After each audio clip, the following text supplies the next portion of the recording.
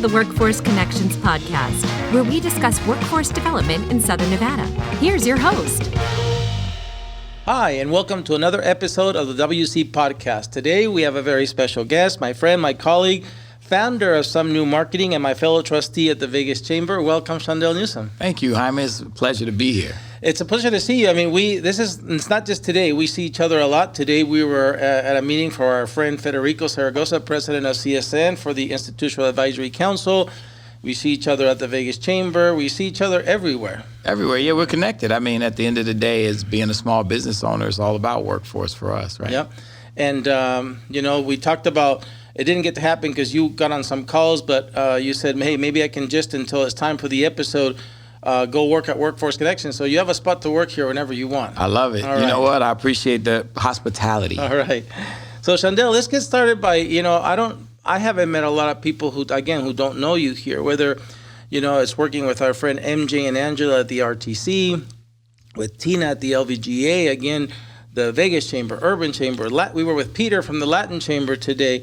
I believe today or tomorrow we have the new president of the Urban Chamber touring with Irene at the Employee and Be Business Hub. So as you said, we're connected. Very much. And everybody, I think, knows Shaundell. But for our viewers and listeners who don't know Sumnu Marketing and Shaundell, let's start by telling them where you were born and grew up, where you went to high school, what you did after high school. I know all these, but you need to tell them what you did after high school and how you got to Southern Nevada. Wow. I want them to hear that story. It's interesting. I was born in Newark, New Jersey, but I grew up in Brooklyn, New York, a neighborhood called Bedford-Stuyvesant, Bed-Stuy. Most people know the Biggie Smalls or Jay-Z. They talk about those folks from, the world of fame.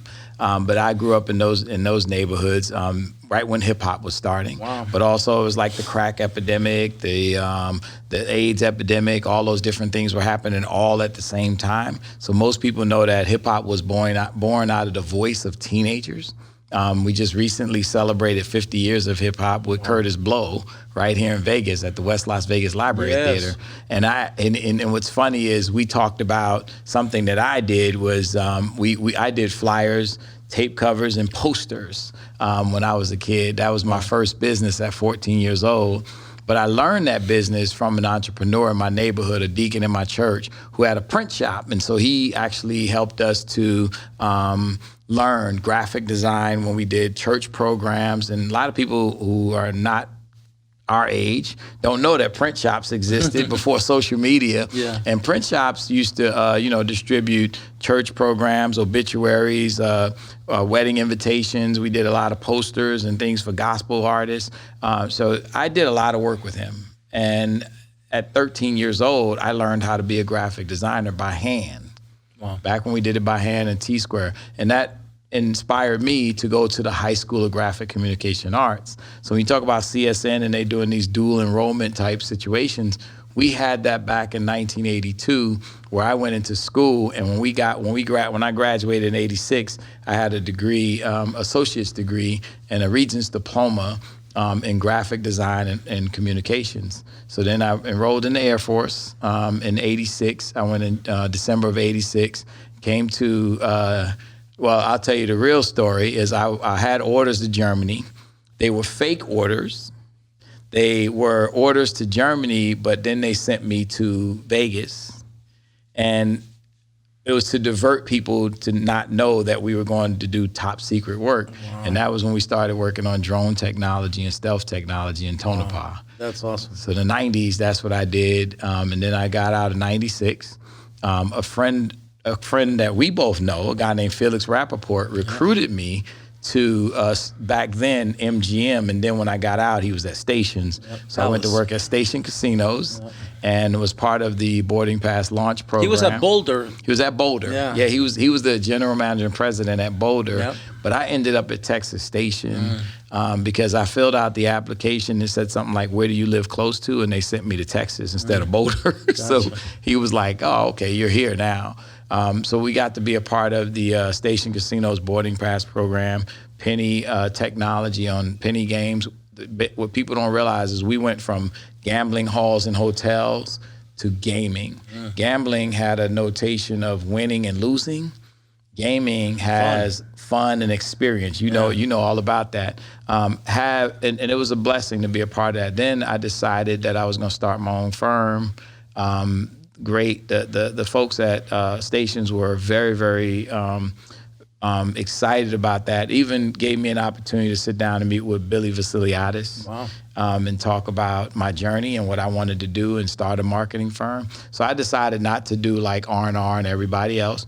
I decided to look at the research side of marketing, which means that you do a lot of surveys, you do a lot of outreach, you do these different focus groups and meetings with people, and then you assess. You don't assess the information, you just send it to other people and they do the assessment. And then we also help small businesses. So that's how we got here today. That's cool. And we're going to talk more about the Sumnu experience and who you serve, what industries and businesses you help. But two things I rescue there. You're right. This town is so amazing how even though we're more than 2 million people, you and I met after, my years at MGM and that I spent with Felix. And there was this, he loved football. He loved all things but football. And so there was these games that he would organize.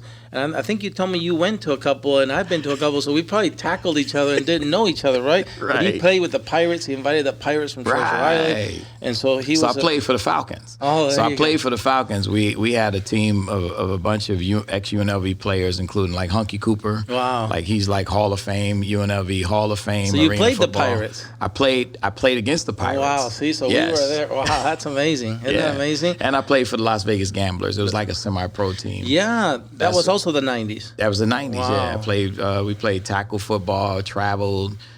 Felix was a big supporter of that team. That's very cool. Yeah. The other thing I rescue there is you said, you shared your experience about the CSN story. And, I know we as members, again, of Federico's IAC, we know all about the I am CSN, but you can actually say that, Yes. I am CSN. Yeah, I went to CSN in 1987, and at the now what they call the North Las Vegas campus. It was the Cheyenne campus. I took psychology, math classes, all of that. But what's interesting is because Vegas was still growing, a lot of the classes that they gave me I already took in high school. Because again, it went back to I was in that dual program, so they were kind of like, how did you do that in high school? Like I took calculus and I took some of those courses. So they didn't really know what to do with me, but I couldn't finish there because of our job. Like we couldn't stay in a classroom all the time. We had to go remote and we couldn't even tell people where we were going. Right. I'll tell you a funny story. My mom found a postcard about 6 months ago that the Air Force sent to her and said, "Your son is okay, everything is good. And I signed it, but she asked me, do I remember? I said, I don't remember signing. I was 18 years old. I don't remember signing anything. Yeah. That's okay, cool. Yeah, that's awesome. And again, so Federico, shameless plug here for CSN, here from two of your members. Another thing I think that I really appreciate about you, again, you did it today. I counted 3 times you did sales in our meeting at CSN. And today, of course, look, for if you haven't noticed, Shaundell is always representing, right? Always the orange of Sumnu. Even on, I remember one time I saw you and I said, oh, well, there's no marketing, but you were wearing the Giants blue and orange. And so it still counted, I think, right? Yes, orange, yes. But always representing. Shaundell, tell me about, again, a little bit more about what Sumnu stands for, right? I think there's a lot of ways you play with it, something new, some new. But tell us about how you help businesses and who are your customers. So the main group is the small business owner, right? When I was in gaming and hospitality, I noticed that basically under one roof in a casino, you have like 50, 60 businesses, right? You got hotel, you got different gaming products, you got, you got catering, you have all of the, and if people have never been in the back of the house, it looks like this big city, right? It's its own city with a bunch of small businesses, right? The buffet is different than the steakhouse, is different than the Mexican restaurant, Italian restaurant, all of these different small businesses. As a marketing director, I had to manage all of them. Each one of them had their own notebooks. Each one of them had their own marketing strategy. So what came to me is a lot of small businesses have 2 major problems, right? One is attracting new customers, and retaining customers, which I call loyalty. What gaming companies have mastered is loyalty, right? With the loyalty cards, bringing people back with different offers. What small businesses don't do well, and what I remember is loyalty creates more than transactions. It creates what I call relationships. So REAL, relationships. And I think that's the challenge for them, is that they don't know how to develop relationships. Like, and I'll give you a good example, Grits Cafe over there on Stella Lake, where my office is. We helped them 17 years ago to understand that they have two different customers. They have the local customer and the tourist. And they were like, tourists? Who's gonna come to a side street on the historic West Side and visit Grits Cafe, right?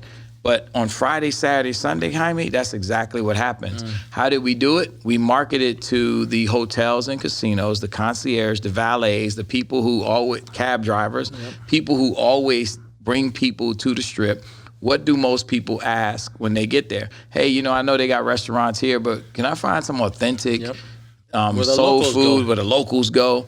And that's how we marketed. So we gave those folks punch cards. And every time they start bringing customers, we would feed their family if they like got 10 times on the punch card. That's cool. So that's how we marketed it. And now with social media and everything else, that helps them to grow. So if a person's coming from Chicago and they go on social media and say, hey, I went to this great place called Grits Cafe in Las Vegas, that helps the small business. But that's not something that a small business owner think they could do. But that's what we try to do. We tell them, yeah, you're going to do something new. Yeah, you got to do something new. You're going to learn about relationships. Relationships, exactly. I like it. Now I can't get shrimp and grits out of my mind. That's right. And you said that. Tell us about some of the core principles. I know this is big for you. You're very strategic. Tell us about the core principles and values that you make sure all Sumnu employees are founded in. Yeah, so the foundation is family and faith.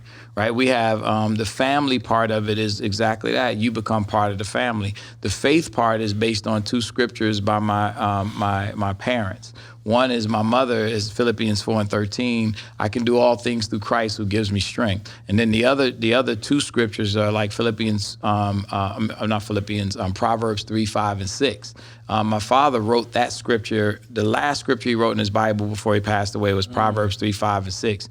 And it's trust in the Lord with all thy heart and lean not to thine own understanding. In all thy ways acknowledge him and he will direct thy paths. So that's our foundational principles, but our core value is what keeps us is care, creating a relationship of excellence. So like the RTC you mentioned, one thing that I talked to Angela and Tina about when Tina was there, now MJ, is we are going to put care into everything that we do. And we are, even though you're the person, the RTC writes us a check, we are focused on the end user. We're focused on the community. If we care about what the community wants, we're going to do a great job for you, because you have to care about what the community wants. So to be the RTC handles all of the regional planning, right, for us when it comes to how we move and mobility and transportation. Also the transit services, like right now, we're doing what's called a summer heat campaign. We're at bus stations giving out popsicles and water bottles and cooling towels and fans and things like that. And we're partnering with organizations to do that. And one of the things that if your community knows how much you care, then you can do a better job of serving them. So that's the principle of what we do. Yep. And I want to thank again Angela and MJ, our friends, because they're going to help us get out the word about the Employee MV Youth Hub. There's 42,000 young people between the ages of 16 and 24 in this valley that are out of school and not meaningfully employed yet. So we got to, help them be a part of this labor shortage that all your customers and other employers are suffering from. Now, over the years, because of this foundation you described and these relationships like the ones we described you have with employers here, Sumnu has received multiple accolades and awards. What are you most proud of over the last few years? What achievements are you most proud that the company achieved? The biggest thing that I'm proud of is what my wife does. My wife does a lot of internships. She helps a lot of young people engage. She's always on the phone and talking to folks with Workforce Connections and your different service providers. What I'm proud of is watching the young people grow, right? Because I believe that that's our future. And that group that you're talking about is the primary group that we deal with. We got 2 CSN high school students interning with us right now. We've had multiple CSN and UNLV and Nevada State University students come work with us. We believe that to help grow the future of our workforce, we have to give them practical experience along with their education. So that's the biggest thing I'm proud of. But the one piece that I'm really, really always excited about is when we won the SBA Family Owned Business of the Year award. That's right. And that was because my daughter she was an intern back in 2006. She came back in 2011, even while she was still serving in the Air Force.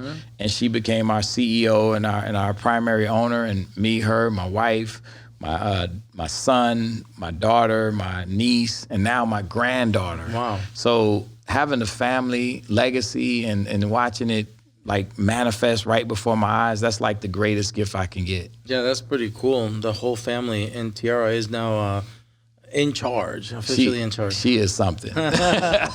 So tell us about, again, I know that all this doesn't happen by chance. There's a lot of blood, sweat, and tears and probably prayers and answer that have to happen across that journey from what you described, launching it by yourself after Stations Casinos, getting those mentors like Felix and others in Stations probably to today. But also I know, because I know you and you've told me, a lot of it started in the Air Force. You learned a lot in the Air Force, not just technically, but about relationships and grit and everything. So tell us what the Air Force gave you that you still use every day today and helps you be successful. The core values, right? And it started with parents and home. My mother and father. My father was in the Air Force. He served in Vietnam. But then it was tough for them to understand and play with those core values because of what was going on in Vietnam. And my father struggled with that a lot. But later on, he and I had something to share when I joined the Air Force, and then my daughter and my baby brother. One of the things that we always talk about is the core values of the Air Force, right? Integrity first, service before self, and then excellence in all that we do. Those 3 core values have stuck with me, and it actually helped me to ascend faster in Station Casinos. I remember my boss, Kevin Kelly. He was the president GM at Texas Station, and later on at Hard Rock. And MJ worked for him too, so he's a pretty cool guy. Yep. And he was a great leader, always a great leader. So when I first went into the boardroom, I was like 30, 31 years old, and he said, people were giving me these crazy looks, but you know how this is.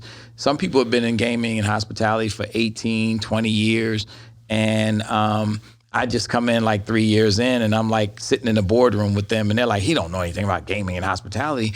Well, Felix and Kevin both told me it's because of the leadership piece that you acquired from the Air Force, that they grow and develop leadership and never let that go. So I never let go of those core values, and I never let go of mission focus. Like I have a keen sense from the military to stay focused on what the mission at hand.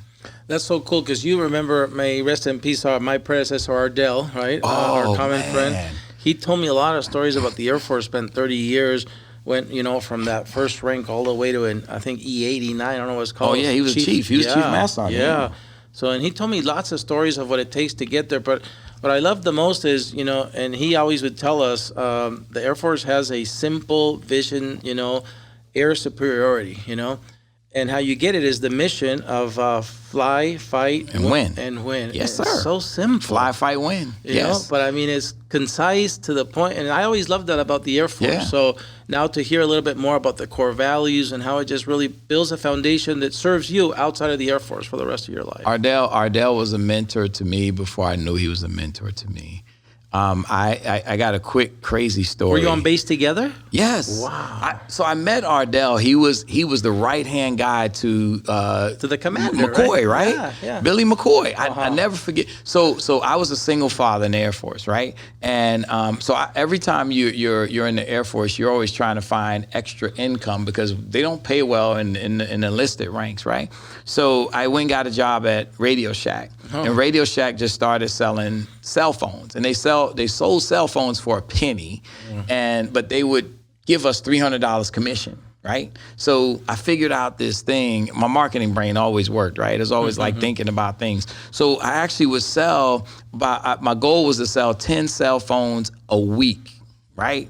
And I would do that by every airman and person that came to Nellis Air Force Base, give them my card if they wanted. And this is when people were buying the little Nokia cell phones with the little antenna that came up, right? And so to make a long story short, a guy was coming after me because he thought I was selling drugs. There was actually another senior master sergeant who thought I was selling drugs. And he reported it to the inspector general.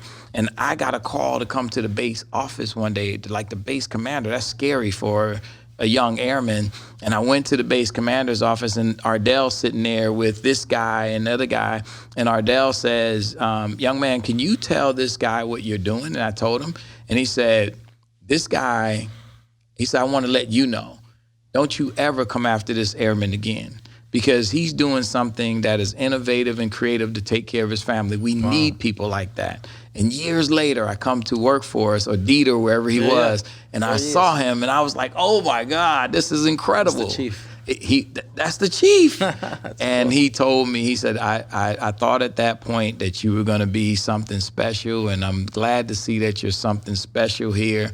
So it was a crazy journey, like seeing him again. So he was definitely a person that leadership right there showed me something. And I don't know if it happened to you. It sounds like it did, because he was an older gentleman, another generation than you and I, and much like our good friend Gary Merritt, who is the chair.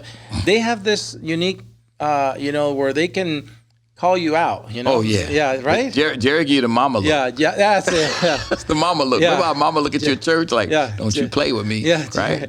The old Southern. Ardell has something like that too, right? Where he gave you always advice, but when you needed to hear something, he told you, and you're like, ooh.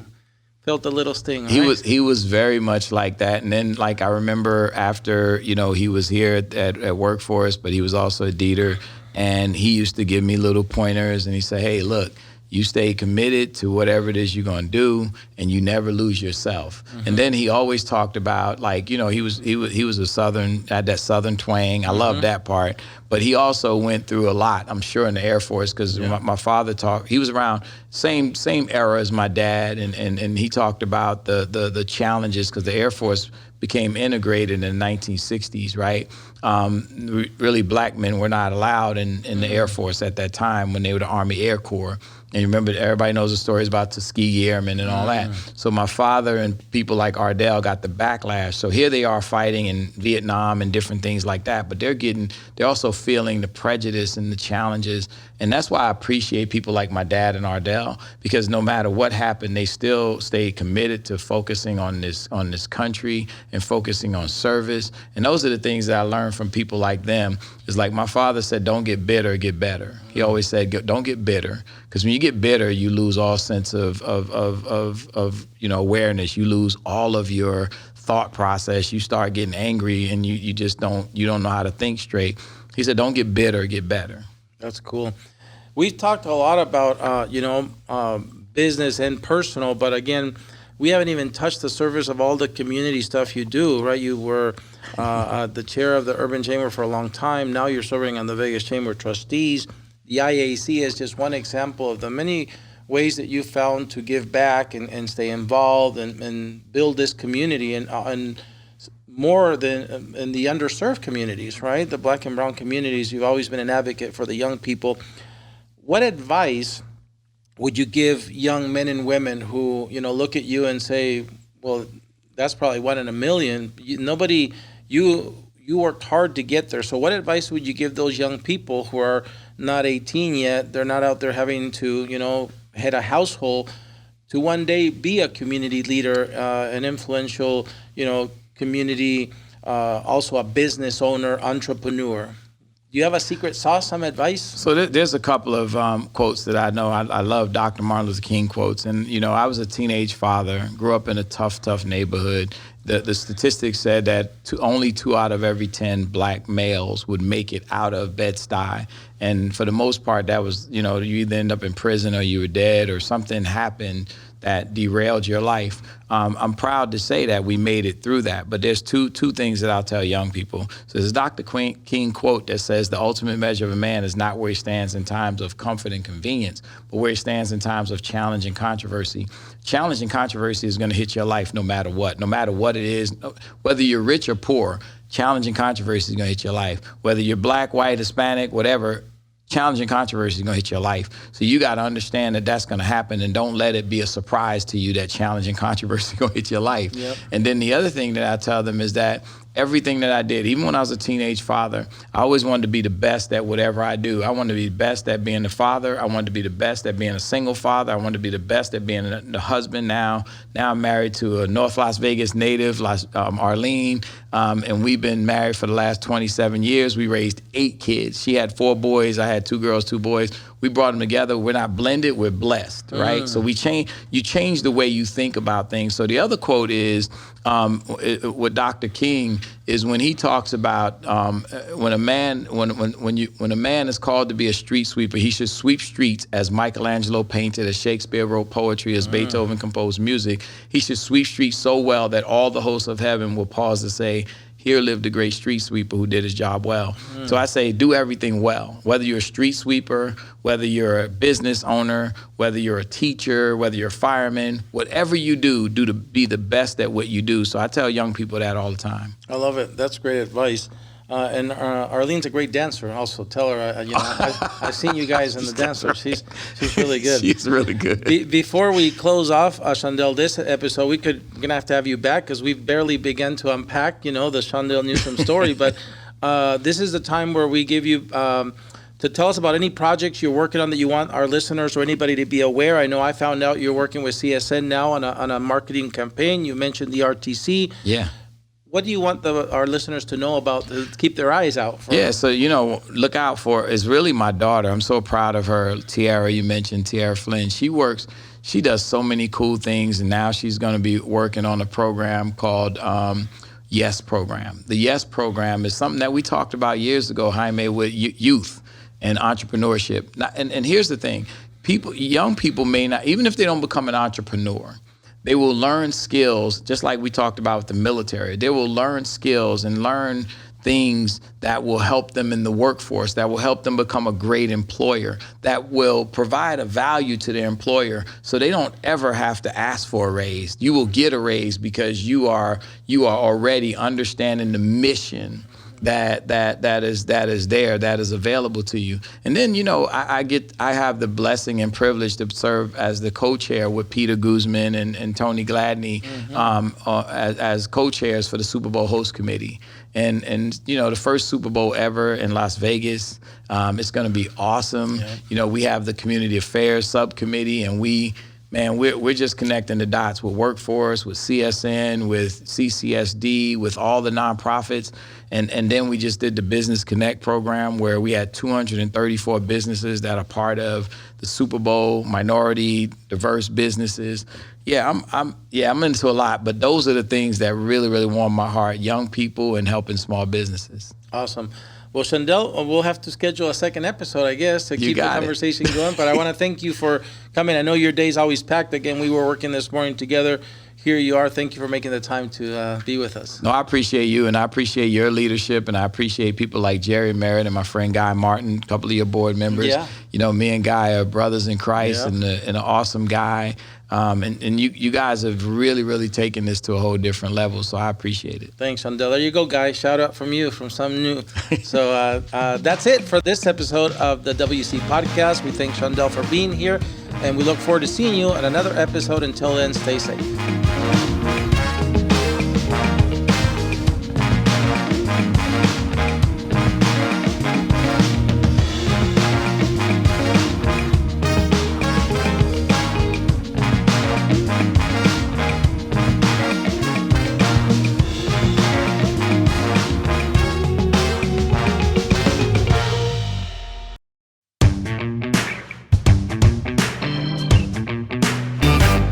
Okay, Shaundell, thank you for staying over to do our bonus segment called Against the Wall. Are you ready? I am certainly ready. All right. The first part is called Your Favorite. So I'm going to give you multiple categories. You're going to give me your favorite in each one. Your favorite food. My favorite food is probably fish, tilapia. Your favorite restaurant.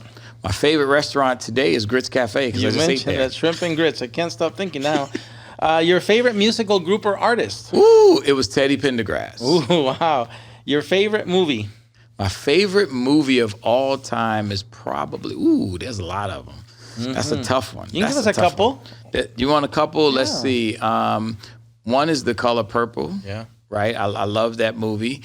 The other one is probably, I like Top Gun. Top Gun was the first one, the original. First one. Have you seen Maverick? I haven't seen Maverick. Oh, you got to go see it. You'll like it. Now, I know you read a lot. Tell us your favorite book. Ooh, Up From Slavery. Ooh, Booker T. Washington. Yeah, that's really good. Mm-hmm. Your favorite holiday. My favorite holiday is Thanksgiving. Your favorite sports team? I know the answer, but... Oh, wow. Which one? You see, I got the Giants. Yes, yeah, Giants. Yeah. Now, your favorite Vegas sports team? The Golden Knights. All right. I love the Golden Knights. Stanley Cup champions. Yes. Kerry Booballs. We're going to see him tomorrow. Your second segment is called Tough Choices. So I'm going to give you two choices. You're going to choose one. You ready? Mm-hmm. Vacation or staycation? Vacation. Would you rather drive there or fly there? Drive. And once you get there, would you stay in a hotel or an Airbnb? Hotel. Would you rather spend a day by the ocean or hiking in the mountains? Ocean. When you retire, will it be in the city or out in a ranch in the country? Ooh, somewhere in between. All right. Here's a good one. Actions or words? Actions. Justice or grace? Grace. There you go. You're rounding the corner to the last segment. It's called Finish the Sentence. I'm going to give you 95% of the sentence. You're going to finish it for me. You ready? Yep. If Shaundell could visit any place in the world, it would be? Africa. The best part of living in Southern Nevada is? The weather. Shaundell's favorite thing about his job is? Serving. And if Shaundell could travel back in time, he would travel to? Ooh, I would travel to, back in time, I would travel to Africa. All right. 3 words that describe Shaundell are? Ooh, let me see. Blessed, service, godly. Couldn't agree more. Doing the WC podcast today here with us was?